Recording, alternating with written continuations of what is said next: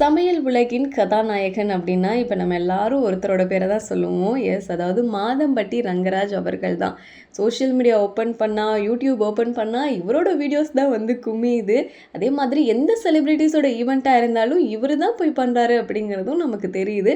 So அவ்வளோ பேரும் புகழும் கொடிக்கட்டி பறந்துட்டுருக்க மாதம்பட்டி ரங்கராஜ் யார், இவரோட பின்னணி என்ன அப்படிங்கிறதுலாம் தான் நம்ம இப்போ இந்த வீடியோவில் பார்க்க போகிறோம். மாதம்பட்டி ரங்கராஜ் அவர்களோட அப்பா வந்து ஒரு சமையல்காரர். அவர் வந்து பாலக்காட்டை சேர்ந்தவருங்க.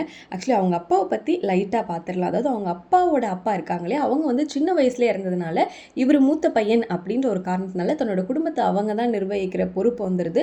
ஸோ அதனால் சமையல் வேலை செஞ்சிட்ருக்காரு.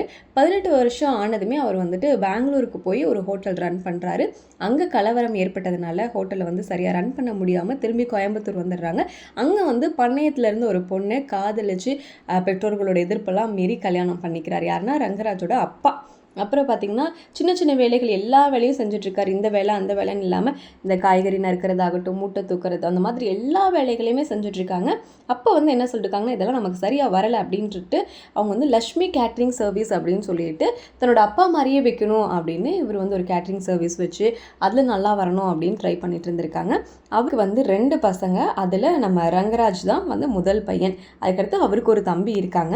ஸோ ரங்கராஜ் பார்த்தோன்னா 8th வரைக்குமே கவர்மெண்ட் ஸ்கூலில் தான் படிச்சிருக்காங்க. அப்பா படுற கஷ்டத்தை பார்த்து பார்த்து வளர்ந்துருக்காங்க. என்னதான் நம்மளோட அப்பா வந்து நல்லா சமைச்சாலுமே ஏன் அவருக்கு நல்ல மரியாதை கிடைக்க மாட்டேது, சமையல்காரன் ஏளனமாக சொல்கிறாங்க அப்படின்ற ஒரு வருத்தம் இருந்தது. அதுக்கப்புறம் பார்த்திங்கன்னா 10th வரைக்குமே டவுனில் தான் படிக்கிறாங்க. ஆனால் சூப்பராக படிப்பாராங்க. அண்ட் 11th 12th ஒரு நல்ல ஸ்கூலில் போய் சேர்றாங்க. ஆனால் அவருக்கு அந்த அளவுக்கு அப்போ வந்து சரியாக படிக்கல. 11th 12th அவங்க அப்பா வந்து என்ன சொல்லிட்டாங்கன்னா, நீ ஐடி இல்லைனா இன்ஜினியரிங் தான் படிக்கணும், மற்றபடி நீ நம்ம சமையல் தொழிலை மட்டும் வந்துடவே கூடாது, வேறு எந்த துறை வேணால் தேர்ந்தெடுத்துக்கோன்னு ரொம்பவே ஸ்ட்ரிக்டாக சொல்லியிருக்காரு அவங்களோட அப்பா. அப்புறம் காலேஜ் போகும்போது பிஎஸ்சி கம்ப்யூட்டர் டெக்னாலஜி எடுத்து அங்கேயும் ரொம்பவே நல்லா படிச்சிருக்காரு.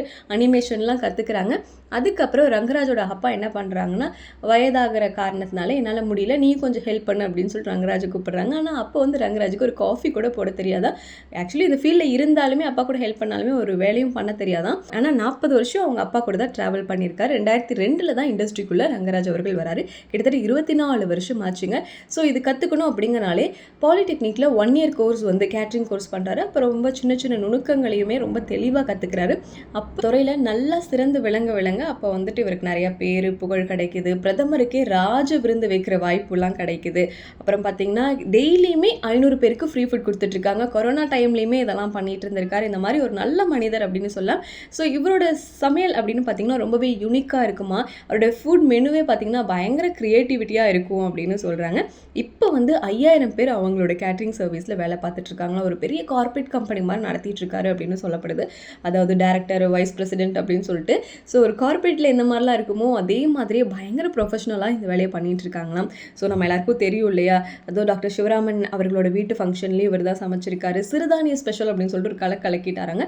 விக்ரம் படத்தோட சக்ஸஸ் மீட்லேயுமே வந்து பிரியாணிலாம் போட்டிருந்தாரு. அதை சாப்பிட்டு நம்ம கமல்ஹாசன்லாம் பாராட்டியிருந்தாங்க. அப்புறம் காட்டேரி கிடா விருந்து அப்படின்னு சொல்லிட்டு ஒவ்வொரு விஷயத்துலையுமே பயங்கரமாக பண்ணுவார். அண்ட் நிறைய செலிப்ரிட்டிஸுங்க, சங்கரோட வீட்டு ஃபங்க்ஷன் ஆகட்டும், யோகி பாபு வீட்டு பொண்ணு ஃபங்க்ஷன் ஆகட்டும், அதே மாதிரி ராஜமௌலி, விஜய், சூர்யா, கார்த்தி அப்படின்னு சொல்லிட்டு நிறைய செலிப்ரிட்டிஸோட வீட்டில் எந்த விசேஷம்னாலுமே மாதம்பட்டி ரங்கராஜ் அவர்களோட கேட்ரிங் சர்வீஸ் தான் இருக்குமாங்க. ஸோ இது மட்டும் இல்லாமல் அவர் வந்து படத்துலையும் மெஹந்தி சர்க்கஸ் அப்படின்ற ஒரு படம் பண்ணியிருந்தார், ஹீரோவாக பண்ணியிருந்தார். பெண்கோயின் படத்தில் கீர்த்தி சுரேஷ்க்கு ஜோடியாக பண்ணியிருந்தார். ஸோ இவருக்கு வந்து கல்யாணம் ஆயிடுச்சு. ஸ்ருதி பிரியா அப்படிங்கிறவங்க கல்யாணம் பண்ணியிருக்காங்க. இவங்களுக்கு 2 பசங்க, 7, 8 வயசில் 2 பசங்க இருக்காங்க. இதுதான் நம்ம மாதம்பட்டி ரங்கராஜ் அவர்களோட பின்னணி கதைன்னு சொல்லலாம்.